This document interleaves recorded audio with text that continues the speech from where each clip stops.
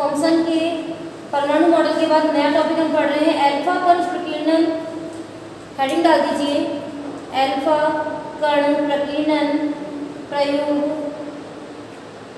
परमाणु का Rutherford model. परमाणु का रदरफोर्ड मॉडल।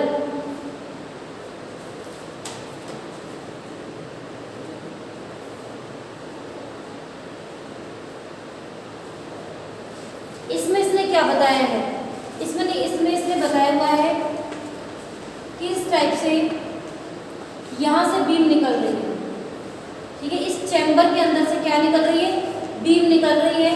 बीम किसकी है, वही किरणों की बीम है, ठीक है। यहाँ पे अलग से एक चैम्बर रखा हुआ है जो उसको डिटेक्ट करने का काम करता है कि बीम गई है या नहीं गई है, या फिर सीधी गई है, किसी एंगल में मुड़ गई है। तो इसलिए इसको डिटेक्ट करने के लिए यहाँ पर भी चैम्बर बना दिए गए हैं।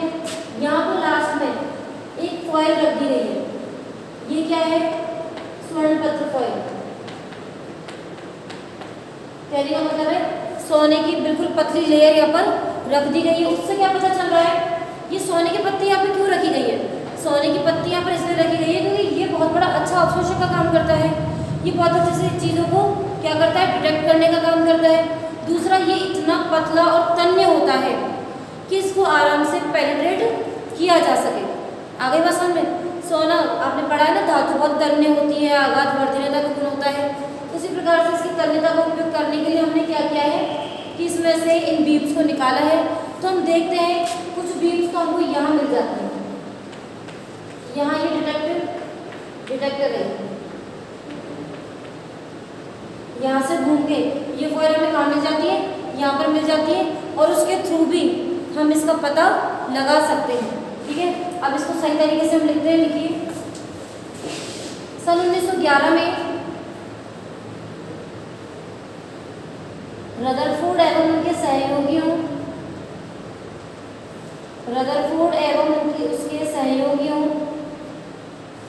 गाइगर व मार्सडेन,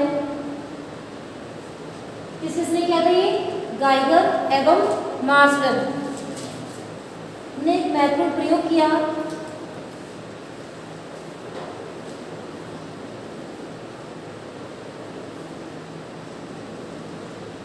इस प्रयोग में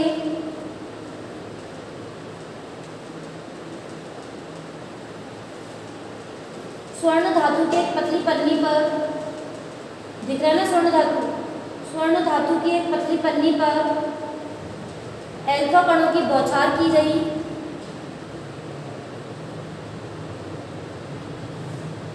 तथा पन्नी से पार होने के पश्चात विक्षेपित होने वाले कणों की संख्या ज्ञात की गई।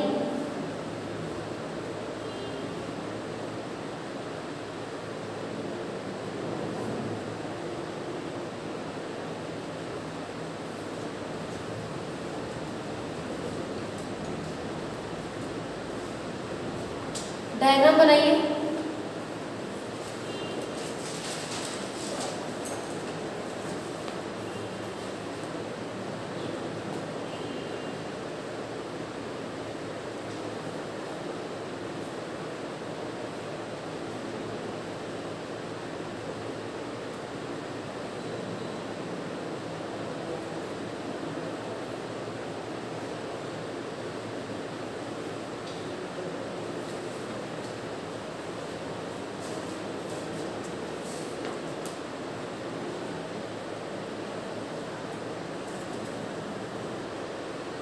ठीक है, तो इस डायग्राम में हम देख लेते हैं क्या किया हमने कि ये जो ईंटें हैं ये किसकी है, लेड की ईंटें हैं। ध्यान रखना है, लैंग्वेज तो आप खुद भी बना के लिख सकते हो इसकी, ठीक है। हमने क्या किया है, अल्फा कणों की बौछार करवाई है। किसके ऊपर करवाई है, स्वर्ण पत्र पे करवाई है।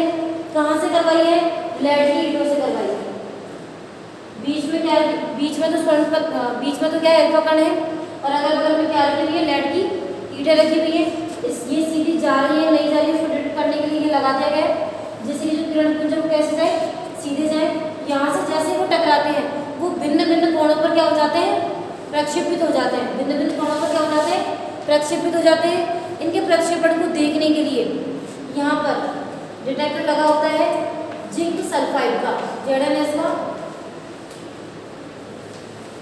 जिंक सल्फाइड का क्या लगा रहता है, यहाँ पर एक डिटेक्टर लगा रहता है। उससे हमें ये पता लग जाता है कि कौन सी बीम कितने कोण पर आ रही है, कौन सी बीम है, इसका काम क्या है, या फिर ये कितने एंगल तक और जा सकती है। तो ये आपका टोटल अल्फा कण परीक्षण है, इसमें एक बार आप देख लीजिए।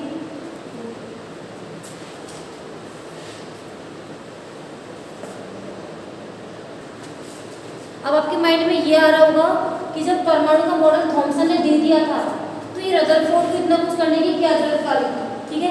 तो रदरफोर्ड ने जब इस मॉडल को किया था उससे पहले ही उसने ये तर्क अपने दे दिए थे कि जो परमाणु का मॉडल थॉमसन ने दिया है वो कैसा है, गलत है। वो कैसा मॉडल है, गलत है।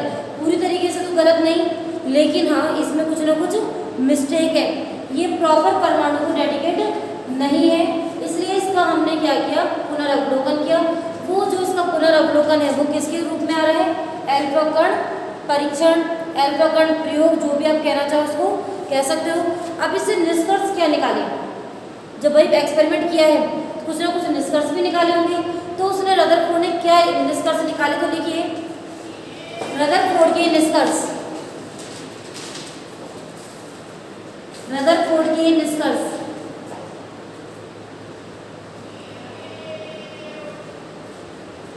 पहला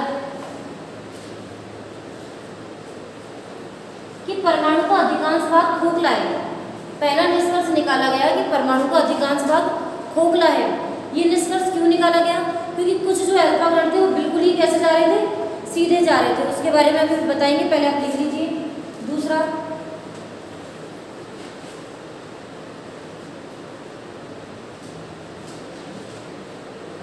लिखने से पहले आप इसको समझते भी जाइए।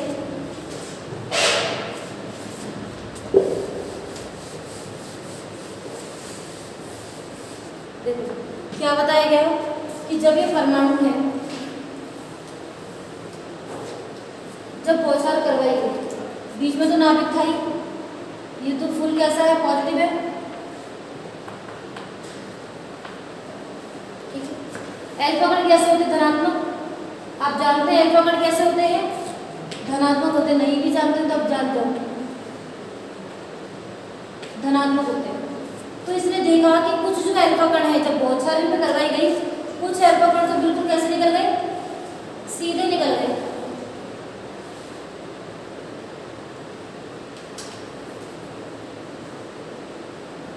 कुछ अल्फा कण कैसे निकल गए, सीधे। उससे इसको क्या पता चल रहा है कि भाई जो परमाणु का अधिकांश भाग है वो तो कैसा है, खोखला, क्योंकि सीधे निकल गए। तो ना तो नेगेटिव है ना पॉजिटिव है, तभी तो सीधे निकल गए, ठीक है। फिर इसने देखा कि कुछ अल्फा कण थोड़े से क्या हो रहे हैं, डिफ्लेक्ट हो रहे हैं। कुछ अल्फा कण क्या हो रहे हैं, डिफ्लेक्ट हो रहे हैं। अब ये डिफ्लेक्ट भी हो रहे हैं, प्रतिकर्षित हो रहा है। एक चीज देखो, डिफ्लेक्शन भी इसका कैसा हो रहा है, प्रतिकर्षण वाला हो रहा है, दूर भाग रहे हैं। अल्फा कण जो धनात्मक है, अब ये दूर किससे भाग सकते हैं, किसी धनात्मक आवेश से। तो इससे इनको क्या पता चला कि जरूर यहाँ पर कुछ ना कुछ क्या है, धनात्मक आवेश है, जिससे ये क्या हो रहा है, टकरा भी नहीं पा रहे हैं और ये अपनी दिशा को प्रतिकर्षित होकर चेंज कर रहे हैं अलग अलग कोण के ऊपर। समझ में आगे बात। तीसरा इसने बताया कि 10,000 में से कोई एक कण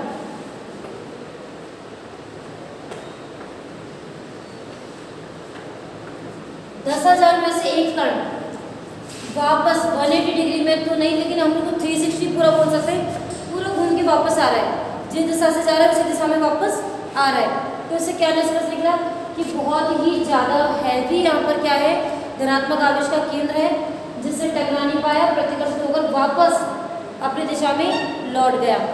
एक यही सिर्फ ये एक थर्ड वाला प्रयोग उसने ही इसकी काया पलट कर दी और उसी की वजह से आगे मॉडलों का आविष्कार हुआ है।